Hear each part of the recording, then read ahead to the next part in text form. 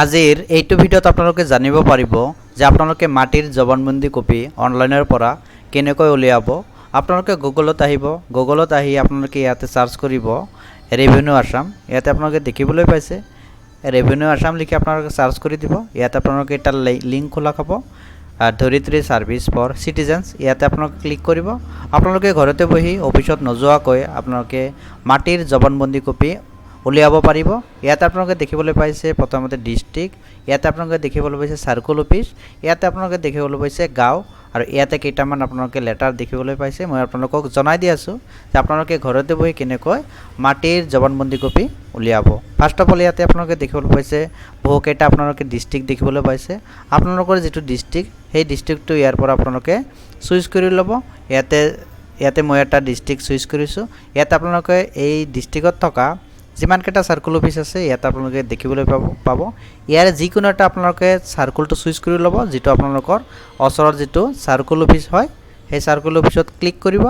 Click কৰাৰ পিছত ইয়াতে আপোনাৰ যিটো গাঁও, আপোনাৰ যিটো সাৰ্কুল অফিস ক্লিক কৰিছে সেই সাৰ্কুল অফিসৰ আণ্ডাৰত যিমানকেইটা গাঁও থাকিব ইয়াতে আপোনালোকে গাঁওটো শ্ব' কৰিব। আপোনালোকে দেখিবলৈ পাইছে ইয়াৰে ভিতৰত সেই গাঁওটো উলিয়াওঁতে অলপ দেৰি লাগিব, তাৰ কাৰণে ইয়াতে আপোনালোকে লেটাৰসমূহ দেখিবলৈ পাইছে। এই লেটাৰটো আপোনালোকে ক্লিক কৰিলে যিকোনো গাঁৱৰ ফাৰ্ষ্ট লেটাৰটো আপোনালোকে ক্লিক কৰিব। সাপোজ মই গড়টো সিলেক্ট কৰিছোঁ।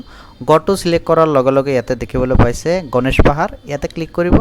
ইয়াতে ক্লিক কৰাৰ পিছত আপোনালোকে মাটিৰ জবানবন্দী কপি উলিয়াব পাৰিব। এতিয়া কথা হ'ল আপোনালোকে জবানবন্দী কপি উলিয়াওঁতে আপোনালোকে কি কি বস্তুৰ প্ৰয়োজন হ'ব।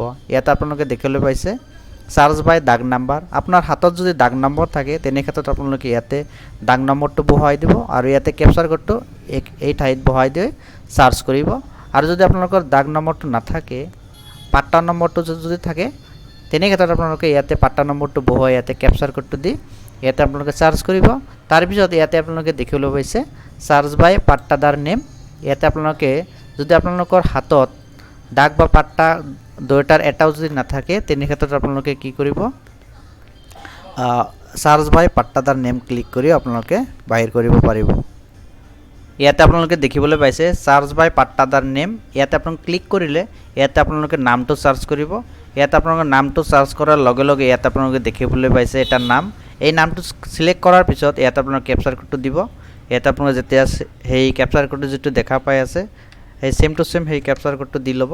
ইয়াতে মই কেপচাৰ কোডটো দি লৈ আপোনালোকক জবানবন্দী কপিটো ডাউনলোড কৰি আপোনালোকক দেখুৱাই দি আছোঁ। ইয়াতে সাৰ্চ কৰিব। সাৰ্চ কৰাৰ পিছত ইয়াতে আপোনালোকে দেখিবলৈ পাইছে এটা বক্স খুলিব। ইয়াতে বক্সত ক্লিক কৰি ইয়াতে চি জবানবন্দীত অ'কে কৰিব। অ'কে কৰাৰ পিছত আপোনালোকে দেখিবলৈ পাইছে জবানবন্দী কপিটো ঠিক এইদৰে আপোনালোকে কি কৰিব পাৰিব, অনলাইনৰ পৰা ইজিলি জবানবন্দী কপি ডাউনলোড কৰিব পাৰিব। আপোনালোকে অফিচত যোৱাৰ কোনো প্ৰয়োজন নাই। আপোনালোকে ঘৰতে বহি আপোনালোকৰ লেপটপ বা মোবাইলৰ জৰিয়তে ইজিলি জবানবন্দী কপিটো ডাউনলোড কৰি ল'ব পাৰিব। ভিডিঅ'টো ভাল লাগিলে ভিডিঅ'টো লাইক কৰিব। চেনেলত নতুনকৈ আহি থাকিলে চেনেলটো ছাবস্ক্ৰাইব কৰি কাষত থকা বেল আইকনটো প্ৰেছ কৰিবলৈ একেবাৰে নাপাহৰিব। ধন্যবাদ। জয় অসম।